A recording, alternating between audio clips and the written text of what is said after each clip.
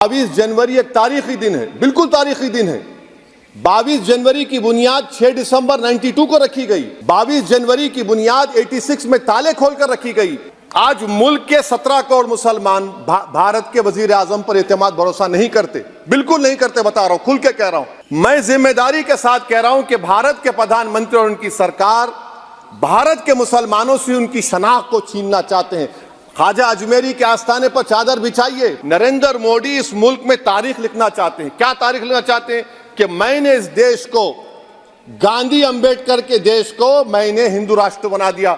मैं बड़ी जिम्मेदारी के साथ कह रहा हूं कि मैं अपने बचपने में जब हिस्ट्री पढ़ता था तो मैंने एक स्टैचू की फोटो देखी थी, प्रीस्ट किंग ऑफ मोहनजोदारो। ऐसा लगता है कि वैसा ही लग रहा है कि प्रधानमंत्री नहीं है बल्कि पुजारी सम्राट बन चुके हैं वो।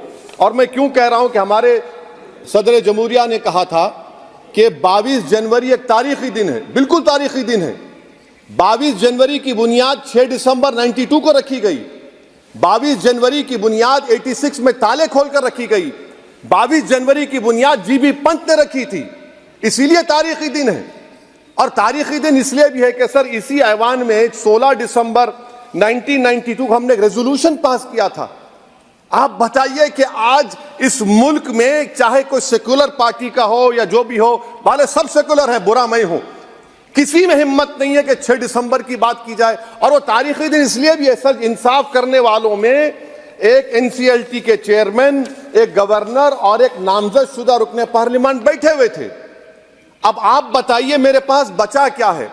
बचा यह है कि आर्टिकल 32 बचा है जिसको बाबा साहब अम्बेडकर ने दिया। आज मुल्क के 17 करोड़ मुसलमान भारत के वजीर आजम पर एतमाद भरोसा नहीं करते, बिल्कुल नहीं करते, बता रहा हूं, खुल के कह रहा हूं। अगर आप आर्टिकल 32 का ड्यू प्रोसेस ही खत्म कर देंगे तो फिर मेरे पास क्या बचेगा सर? क्या बचेगा? मैं तो यहां खड़े होकर वो सुप्रीम कोर्ट के मायानाज बेबाक वकील दुष्यंत दवे की तरह तो नहीं कह सकता। मुझे आज भी रूल ऑफ लॉ में भरोसा है, मुझे आज भी कानून पर, संविधान पर भरोसा है, मगर ड्यू प्रोसेस तो फॉलो होना चाहिए। ड्यू प्रोसेस फॉलो नहीं हो रहा। एक तारीखी दिन 22 जनवरी था, एक तारीखी दिन 31 जनवरी था। सर रात के अंधेरे में अपील किए बगैर आप आरे लेकर रास्ता खोल देते हैं। क्या पैगाम दे रहे हैं सर? 600 साल की मेहरौली की मस्जिद को बगैर को नोटिस दिए आपने डिमोलिश कर दिया। मैं जिम्मेदारी के साथ कह रहा हूं कि भारत के प्रधानमंत्री और उनकी सरकार भारत के मुसलमानों से उनकी शनाख्त को छीनना चाहते हैं। ख्वाजा अजमेरी के आस्थाने पर चादर बिछाइए, मगर आप जो चादर मुझसे छीनना चाह रहे हैं मेरी मस्जिद है।